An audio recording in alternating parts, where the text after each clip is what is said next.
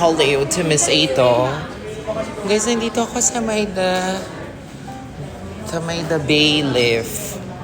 Dahil meron po tayong meeting today. Ay! Ito ka na po. Ano oras ka dumating, Mi? Mare!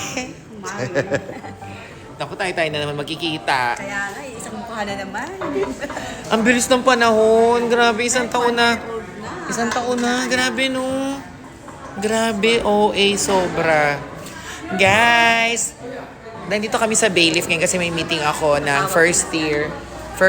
First birthday po ng inaanak ko. Yung inaanak ko na to, guys, is simula, client ko na sila hanggang sa nagka-baby.